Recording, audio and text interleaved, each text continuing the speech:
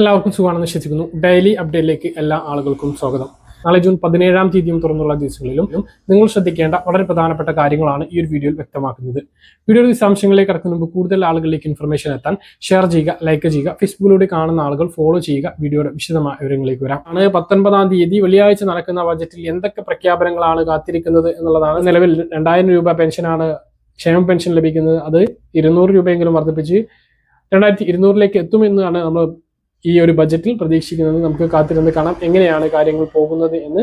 ബജറ്റിനെ നമ്മൾ ആകാംക്ഷയോട് കൂടിയിട്ടാണ് കാത്തിരിക്കുന്നത്. PM കിസാൻ സമ്മാൻ നിധിയുടെ തുക വിതരണവുമായി ബന്ധപ്പെട്ട അറിയിപ്പ് ഇതുവരെ വന്നിട്ടില്ല. വന്നു എന്ന തരത്തിൽ സമൂഹ മാധ്യമങ്ങളിലൂടെ നടക്കുന്ന പ്രചരണം വ്യാജവുമാണ്.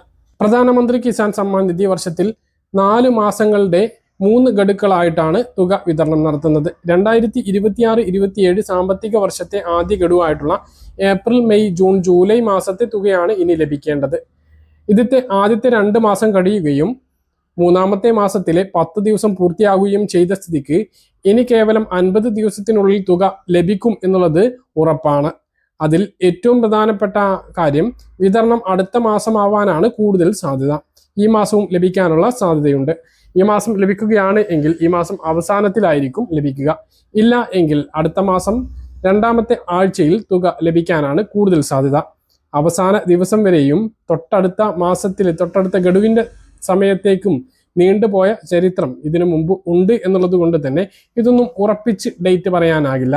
പ്രധാനമന്ത്രിയുടെ എല്ലാ കാര്യങ്ങളും മുൻകൂട്ടി അറിയിക്കുന്ന PM ഇവന്റ് വെബ്സൈറ്റിലൂടെയാണ് എന്നാണ് വിതരണ തീയതി എന്ന് ഒരാഴ്ചക്ക് മുമ്പ് അറിയാറുള്ളത്. അതോടൊപ്പം തന്നെ PM കിസാൻ സമ്മാൻ നിധി തുക വിതരണത്തിന് തൊട്ടടുത്ത മുമ്പുള്ള ദിവസങ്ങളിലായിട്ട് വെബ്സൈറ്റിലും വിതരണ ഡേറ്റും സമയവും സ്ഥലവും പ്രഖ്യാപിക്കാറുണ്ട്.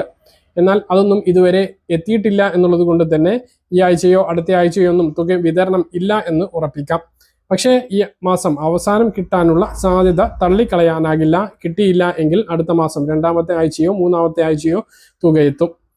PM കിസാൻ സമ്മാൻ നിധി തുക കാത്തിരിക്കുന്നവർ KYC നടപടികൾ പൂർത്തീകരിച്ചിട്ടുണ്ട് എന്ന് ഉറപ്പുവരുത്തുക. പല ആളുകൾക്കും KYC അപ്ഡേഷൻ വന്നിട്ടുണ്ട്. അതുകൊണ്ട് തന്നെ സ്വന്തം സ്റ്റാറ്റസ് പരിശോധിക്കുക. സ്വന്തമായി കഴിയാത്തവർ അക്ഷയ കേന്ദ്രങ്ങളിലോ മറ്റോ പോയി സ്റ്റാറ്റസ് പരിശോധിച്ച് KYC ചെയ്യാൻ പറഞ്ഞിട്ടുണ്ട് എങ്കിൽ അത് ചെയ്യുക.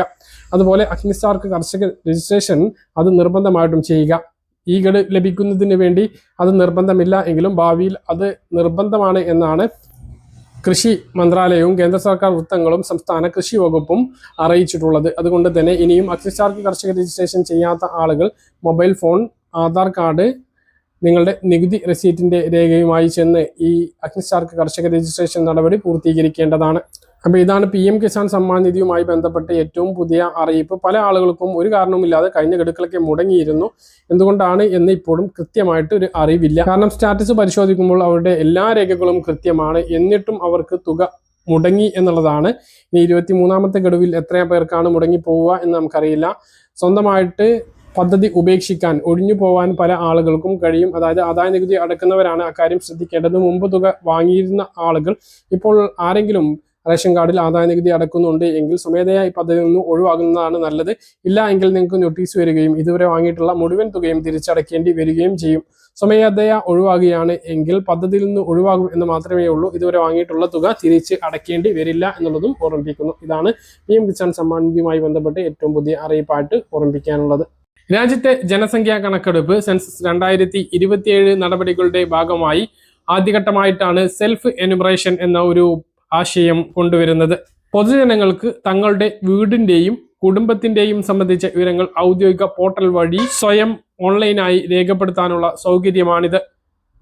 ഇന്ന് ജൂൺ 16 മുതൽ ജൂൺ 30 വരെയാണ് പൊതുജനങ്ങൾക്ക് ഇതിനായുള്ള അവസരമുള്ളത്. സെൻസസ് നടപടിക്രമങ്ങൾ കൂടുതൽ വേഗത്തിലാക്കാനും എനിമേറ്റർമാരുടെ ജോലിഭാരം ലഘൂകരിക്കാനും ശേഖരിക്കുന്ന വിവരങ്ങൾ കൃത്യമാണ് എന്ന് ഉറപ്പുവരുത്താനുമാണ് ഈ സംവിധാനം.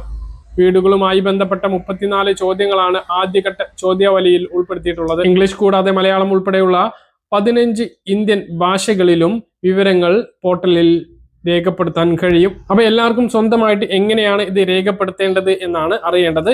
അതാണ് ഇനി പറയുന്നത്. ഔദ്യോഗിക പോർട്ടലിൽ ലോഗിൻ ചെയ്യുകയാണ് ആദ്യം വേണ്ടത്. പൊതുജനങ്ങൾ ആദ്യം se.census.gov.in എന്ന ഔദ്യോഗികമായ വെബ്സൈറ്റ് സന്ദർശിക്കുകയും സംസ്ഥാനം തിരഞ്ഞെടുക്കുകയും ചെയ്യുക. കേന്ദ്രഭരണ പ്രദേശമാണ് എങ്കിൽ അത് തിരഞ്ഞെടുത്ത് ക്യാപ്ച കോഡ് എൻ്റർ ചെയ്യണം. അടുത്ത ഘട്ടമായി കുടുംബ രജിസ്ട്രേഷനാണ്. കുടുംബനാഥൻ്റെ പേര്, 10 അക്കമുള്ള മൊബൈൽ നമ്പർ, ഇമെയിൽ ഐ ഡി നിർബന്ധമില്ല, ഉണ്ട് എങ്കിൽ നൽകുക. ഇവ നൽകി രജിസ്റ്റർ ചെയ്യണം. ഒരു കുടുംബത്തിന് ഒരു മൊബൈൽ നമ്പർ മാത്രമാണ് ഉപയോഗിക്കാൻ സാധിക്കുക. ഒരിക്കൽ രജിസ്റ്റർ ചെയ്ത പേര് പിന്നീട് മാറ്റാനും കഴിയില്ല. അതുകൊണ്ട് തന്നെ കൃത്യമാണ് എന്ന് ഉറപ്പുവരുത്തുക. അടുത്ത ഘട്ടമായി OTP പരിശോധനയും ഭാഷാ തിരഞ്ഞെടുപ്പും. മൊബൈലിൽ ലഭിക്കുന്ന OTP നൽകി ലോഗിൻ പൂർത്തിയാക്കണം. ഈ ഘട്ടത്തിൽ നമുക്ക് ഭാഷ തിരഞ്ഞെടുക്കാം. പിന്നീട് ഭാഷ മാറ്റാൻ സാധിക്കില്ല. അടുത്ത ഘട്ടമായി നമുക്ക് ലൊക്കേഷൻ വിവരങ്ങളാണ് തിരഞ്ഞെടുക്കേണ്ടത്. ജില്ല, പിൻകോഡ്, വില്ലേജ്, ടൗൺ എന്നിവ നൽകിയ ശേഷം കൃത്യമായ താമസ സ്ഥലം മാപ്പിൽ ചുവന്ന ഭാഗം ഉപയോഗിച്ച് സ്ഥിരീകരിക്കണം. അടുത്ത ഘട്ടമാണ് ചോദ്യാവലികൾ പൂരിപ്പിക്കൽ. പോർട്ടലിൽ നൽകിയിട്ടുള്ള ടൂൾ ടിപ്പുകൾ, പതിവ് ചോദ്യങ്ങൾ എന്നിവയുടെ സഹായത്തോടു കൂടി വീടുകളുടെ പട്ടിക തയ്യാറാക്കാനുള്ള 34 ചോദ്യങ്ങൾക്ക് മറുപടി നൽകാം. ഒരേ ലോഗിങ്ങിൽ തന്നെ വീട്ടിലുള്ള എല്ലാവരുടെയും വിവരങ്ങൾ നൽകാൻ സാധിക്കും. പ്രക്രിയ ഇടയ്ക്ക് വെച്ച് നിർത്തേണ്ടി വന്നാൽ ഡ്രാഫ്റ്റായി സേവ് ചെയ്ത് പിന്നീട് പൂർത്തിയാക്കാനും സൗകര്യമുണ്ട്. അവസാന ഘട്ടമാണ് ഫൈനൽ സബ്മിറ്റും SCIDയും. ഇവ വളരെയധികം ശ്രദ്ധിക്കേണ്ടതാണ്. നമ്മൾ നൽകിയിട്ടുള്ള വിവരങ്ങൾ കൃത്യമാണ് എന്ന് പ്രിവ്യൂ സ്ക്രീൻ വഴി ഉറപ്പുവരുത്തിയ ശേഷം മാത്രം സബ്മിറ്റ് നൽകാൻ വേണ്ടി ശ്രദ്ധിക്കുക. നൽകിയ വിവരങ്ങൾ തിരുത്താനുള്ള ഓപ്ഷൻ ഇല്ല. എല്ലാ വിവരങ്ങളും വിജയകരമായി സബ്മിറ്റ് ചെയ്തു കഴിഞ്ഞാൽ Hൽ തുടങ്ങുന്ന 11 അക്കമുള്ള SCID നമ്മൾ നൽകിയിട്ടുള്ള മൊബൈൽ നമ്പറിലേക്കും ഇമെയിൽ ഐഡിയിലേക്കും ലഭിക്കുന്നതാണ്. അത് നമ്മൾ സൂക്ഷിച്ചു വെക്കുക. ഇത്രയും കാര്യങ്ങളാണ് നമ്മൾ ചെയ്യേണ്ടത്. പിന്നീട് അടുത്ത ഘട്ടമായിട്ട് അത് അടുത്ത മാസം 1-ാം തീയതി മുതലാണ് എന്യൂമറേറ്റർമാർ വീടുകൾ സന്ദർശിക്കും. എന്യൂമറേറ്റർമാർ അഥവാ സെൻസസ് ഉദ്യോഗസ്ഥർ വീടുകൾ സന്ദർശിക്കുമ്പോൾ ഈ SCID അവർക്ക് കൈമാറണം. ഈ ID അവർ നിലവിലുള്ള റെക്കോർഡുമായി പൊരുത്തപ്പെടുന്നുണ്ട് എങ്കിൽ വിവരങ്ങൾ സ്ഥിരീകരിച്ച് സബ്മിറ്റ് ചെയ്യും. പൊരുത്തപ്പെടാത്ത സാഹചര്യത്തിൽ മാത്രം എന്യൂമറേറ്റർമാർ വിവരങ്ങൾ പുതുതായി ശേഖരിക്കും. സെൻസസിന്റെ ഭാഗമായി പൊതുജനങ്ങൾ ഇങ്ങനെ നൽകുന്ന വിവരങ്ങൾ രഹസ്യാത്മക പൂർണ്ണമായും ഉറപ്പാക്കി സുരക്ഷിതമായിട്ടുള്ള സെർവറുകൾ എൻക്രിപ്റ്റ് ചെയ്ത ഫോർമാറ്റിലാണ് ഈ ഡാറ്റകൾ സൂക്ഷിക്കുക. ഈ വിവരങ്ങൾ മറ്റ് ഏജൻസികൾക്കോ വ്യക്തികൾക്കോ കൈമാറ്റം അനുവദിക്കുന്നതല്ല. നമ്മുടെ സംസ്ഥാനത്ത് ഭരണം മാറി. റവന്യൂ വകുപ്പിലെ റവന്യൂ മന്ത്രി മാറി. ഇപ്പോൾ മുമ്പ് കെ രാജനായിരുന്നു. നല്ല പ്രവർത്തനം കാഴ്ചവെച്ചിട്ടാണ് കെ രാജൻ മാറി ഇപ്പോൾ അനിൽകുമാർ മന്ത്രിയായിട്ടുള്ളത്. എന്തായാലും പദ്ധതികൾ തുടരും എന്ന് തന്നെയാണ് സർക്കാർ അറിയിച്ചിട്ടുള്ളത്. പുതിയ സർക്കാരും കഴിഞ്ഞ സർക്കാർ തുടങ്ങിയിട്ടുള്ള പദ്ധതികൾ തുടരും. നിലവിൽ ഇപ്പോൾ ഡിജിറ്റൽ റീസർവേ നടപടികൾ പുരോഗമിച്ചുകൊണ്ടിരിക്കുകയാണ്. പുതിയ വില്ലേജുകളിലെ സർവേ നടപടികൾ പുരോഗമിക്കുമ്പോൾ നമ്മൾ ശ്രദ്ധിക്കേണ്ട വളരെ പ്രധാനപ്പെട്ട കാര്യങ്ങളുണ്ട്.